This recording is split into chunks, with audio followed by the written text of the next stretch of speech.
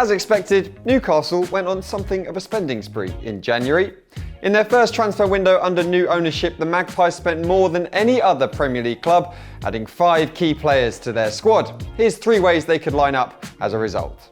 With their new signings, Newcastle can finally start to play something like the free-flowing football we've become accustomed to from Eddie Howe. Trippier, Burn and Targett will all instantly start, ensuring that Newcastle may be able to have a solid back line for the first time in forever.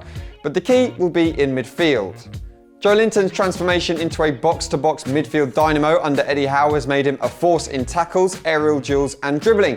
However, he isn't much of a passer or an orchestrator. New man Bruno Guimarães is exactly that, however, playing more passes into the final third than any other midfielder in Europe's top 5 leagues before his move to Tyneside.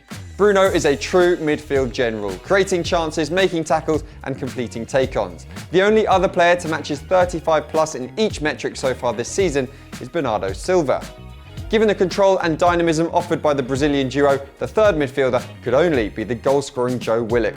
With full licence to raid forward and support a front 3 of Callum Wilson, Ryan Fraser and the effervescent Alassane Maximin, Willock could rediscover the record-breaking goal-scoring touch that persuaded Newcastle to sign him in the first place.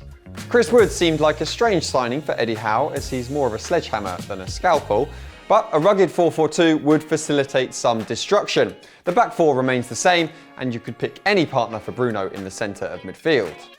In attack, the colossal Wood is the target as Wilson pounces on the knockdowns and second balls, the duo operating as a throwback strike partnership.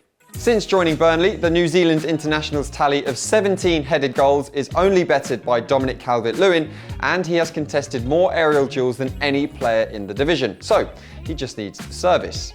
And that's where Ryan Fraser and co come in. Not only has Fraser worked with Howe before at Bournemouth, but since the start of 2018-19, only Trent Alexander-Arnold and Kevin De Bruyne have attempted more crosses per 90 minutes than his 7.67 in the Premier League.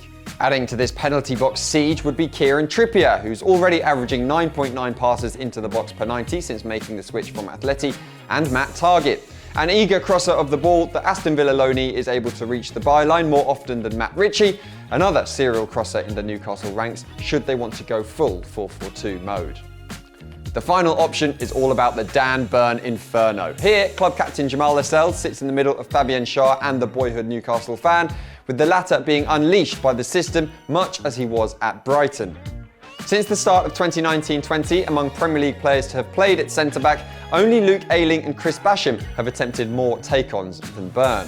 With the towering centre-back driving forward with the ball, Willock constantly raiding forward without it, and the 2 full-backs unshackled as wing-backs, this team would have an awful lot of thrust. The central midfield duo of choice would be the exceptions, of course, holding position and spraying forward passes to hit all the runners in stride. Finally, following Adama Traore's departure, Alassane Maximin ascends as the Premier League's chief ball-carrying marvel. Given full positional freedom in this system, he would lead the charge as Eddie Howe's side seek to bombard and bamboozle opponents with sheer movement and momentum. All possible thanks to his handful of new signings.